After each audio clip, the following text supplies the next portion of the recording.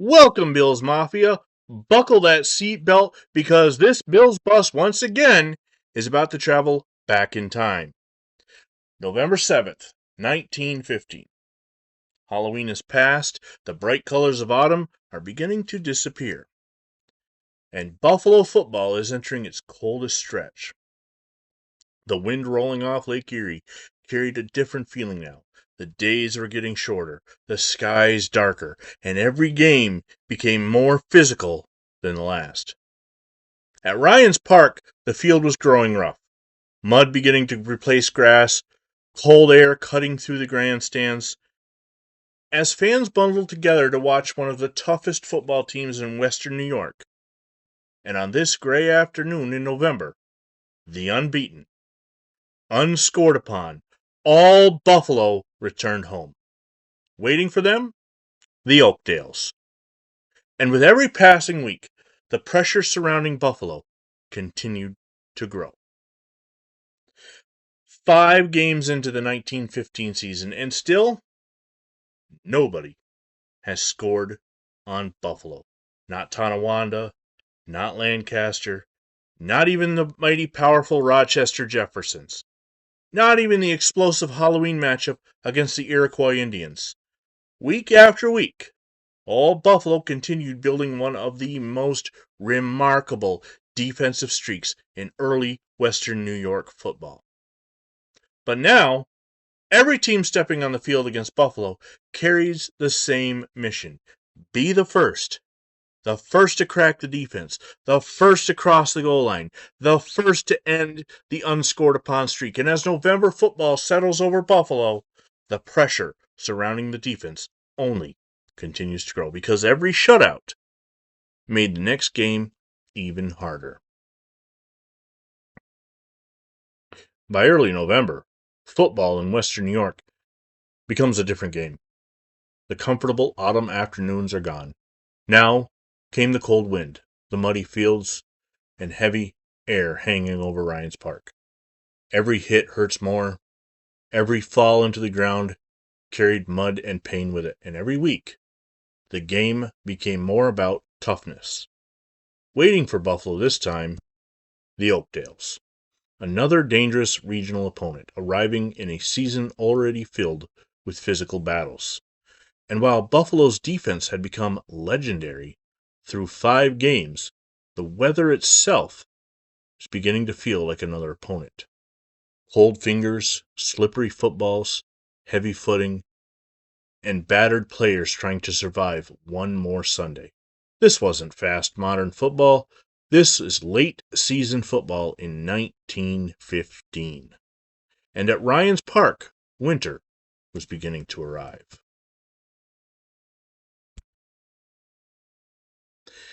As Buffalo prepared for another cold November battle, the newspapers made one thing very clear. The old Buffaloes were no longer just another local football team. They were now claiming the Western New York Championship. Through 5 games, Buffalo had outscored their opponents 117-0. And with rivals refusing to schedule games in Buffalo, the confidence surrounding all Buffalo only continued to grow. But the Oakdales were preparing for a fight of their own. The papers described Ryan's Park as a scene of a hard-fought contest and warned Buffalo that Oakdales had strengthened its lineup after recent defeats. Meanwhile, manager Gene Dooley continued adding talent to Buffalo's roster.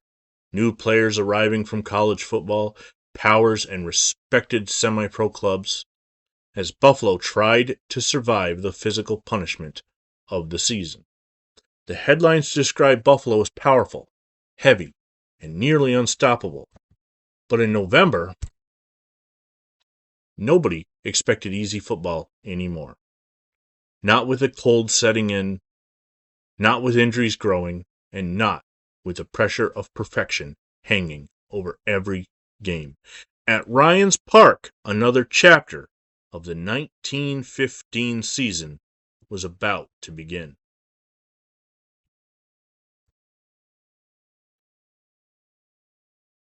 When the final whistle blew at Ryan's Park, the headlines once again belonged to Buffalo.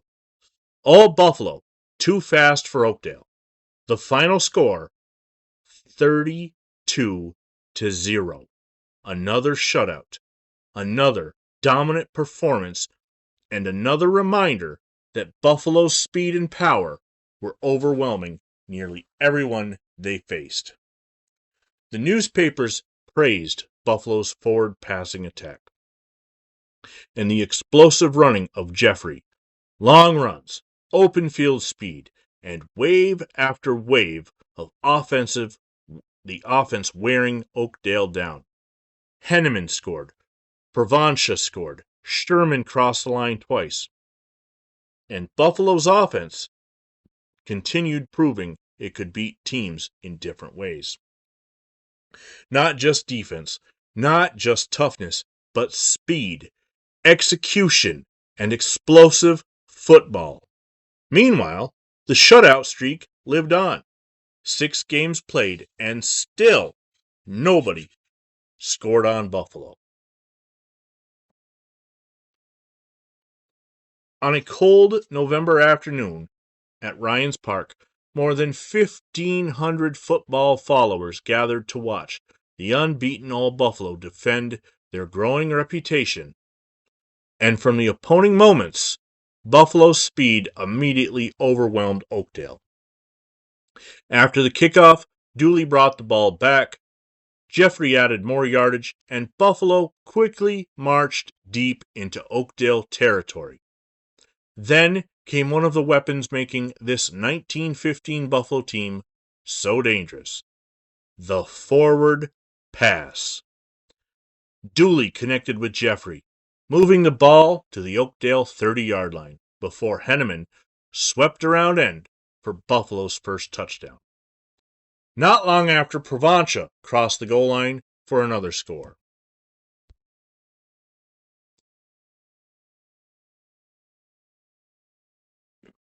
And by halftime, the All Buffalo already led 13-0.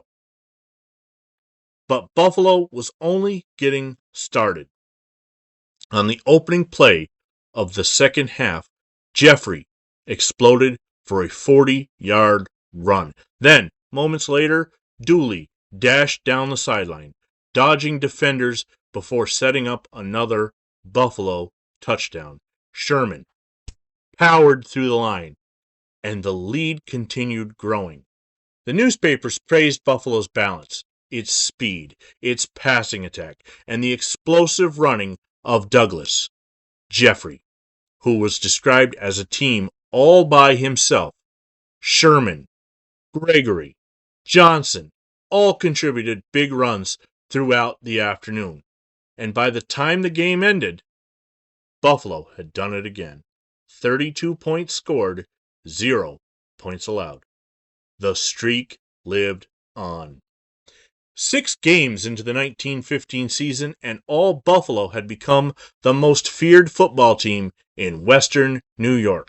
Their record now stood at 5 wins, 0 losses, 1 tie, and still not 1 point allowed.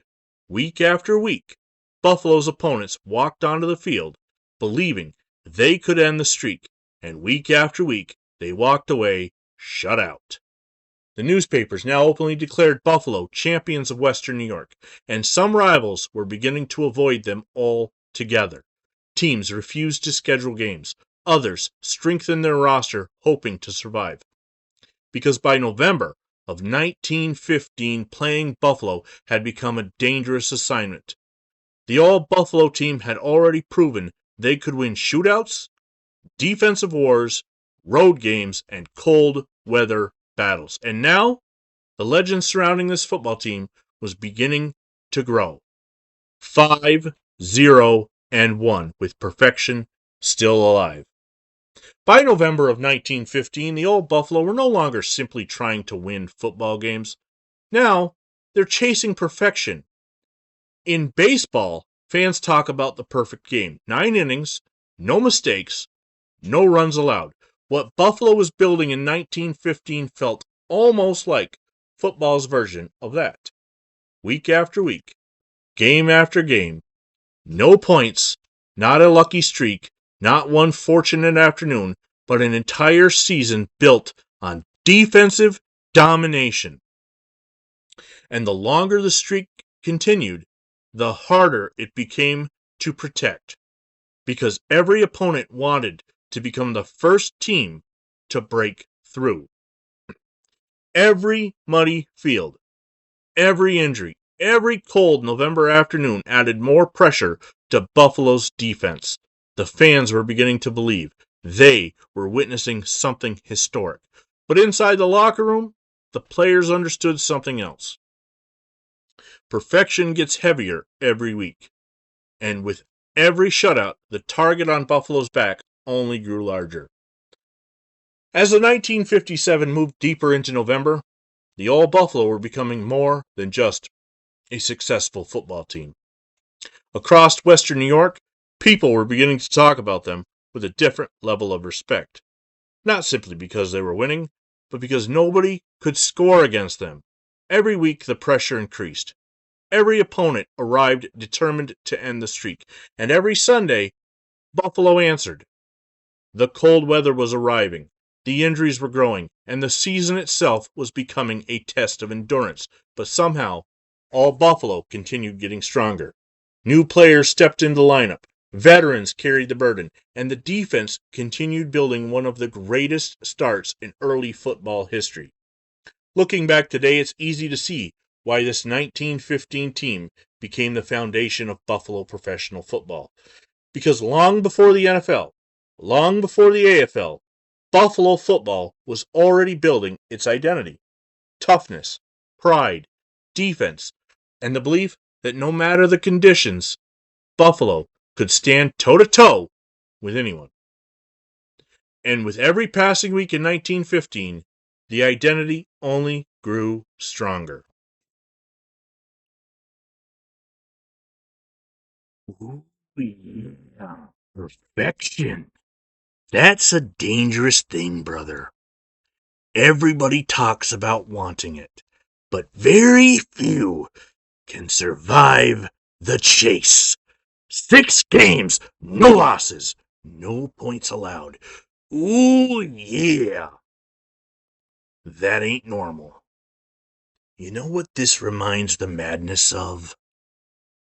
Winning 4 matches in one night to become the world heavyweight champion. First match, you're fresh. Second match, you're a little sore, yeah. Third match, you can barely stand. But by the 4th match, ooh yeah, that's where legends are born. That's where the weak fall apart and the strong become immortal, yeah. Every week, Buffalo walks on that field, and every week, somebody tries to take perfection away from them. Somebody tries to take it away, but the All Buffalo keep surviving, yeah. Keep dropping that elbow on every Western New York team. And now the pressure gets heavier because no longer perfection lives, the more dangerous, yeah, it becomes. Ooh, yeah. Buffalo ain't just chasing winning anymore. They're chasing history. Yeah.